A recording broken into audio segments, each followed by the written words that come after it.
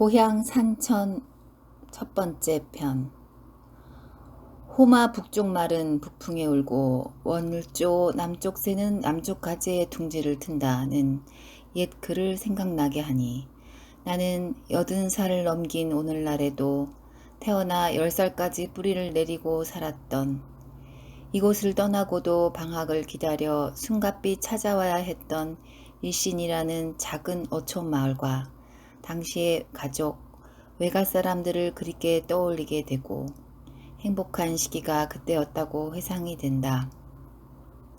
내가 1993년 8월 행철에게 보낸 편지에 고향집과 숙부, 부친을 그리는 그들을 옮겨 쓰고 미진한 부분을 보충하고 평범하지 않았다고 할 할머니, 그리고 나에게 유별나게 애정을 준 외할머니, 그리고 아버지 어머니, 특히 주변 사람들에게 신뢰와 존경을 받은 높은 인격을 갖춘 숙부 이야기를, 그리고 내가 알기 어려워 몸을 비비꼬고 그랬는데도 야단을 치지 않고 천자문을 가르쳐 주신 외할아버지 이야기도 함께 해야겠지.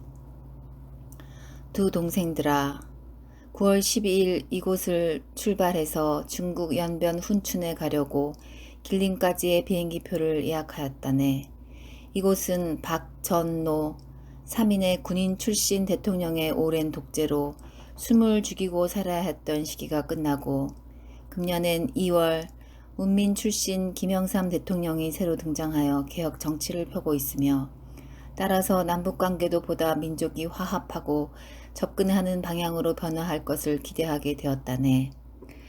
북에서도 긴장이 풀려 민족의 큰 명절인 추석 같은 때 두만강 건너 가까운 거리에 친척 방문이 허락될 수도 있어 자연히 동생 누구와 만날 수도 있으리라는 갸냘픈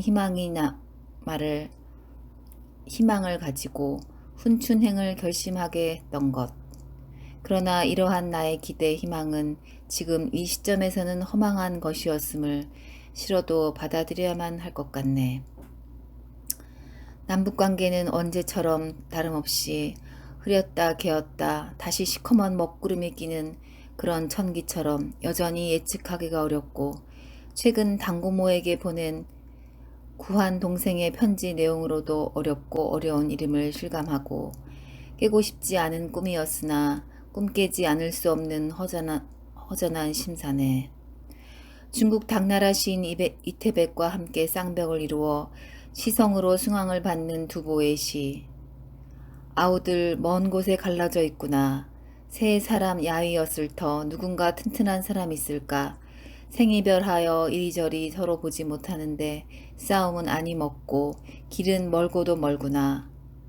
두보의 안사란이란 전란으로 동생들과 생이별한 그 자신의 체험에서 쓰여진 식구.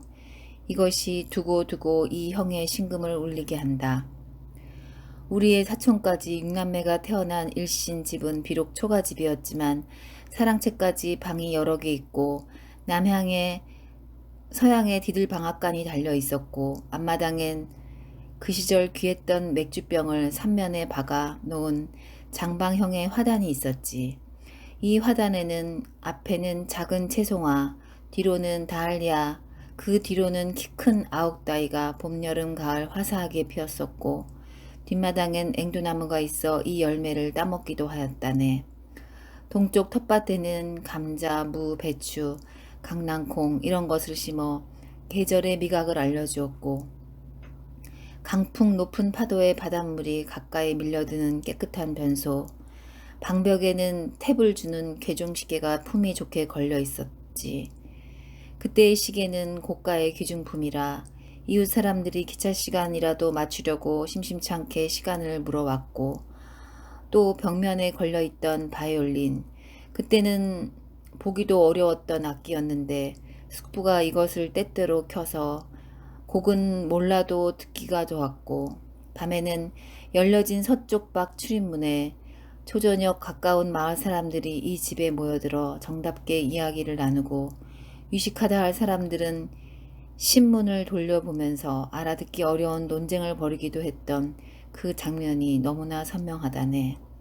공회당 아닌 공회당 집이었던 것 같아. 지금 생각하면 이 집에 사는 사람들이 살이 밝고 인심이 야박하지 않아 마을 사람들에게 그대로 이웃 사촌이란 친근감을 느끼게 한 때문이 아니었을까. 1993년 여름 구엽섬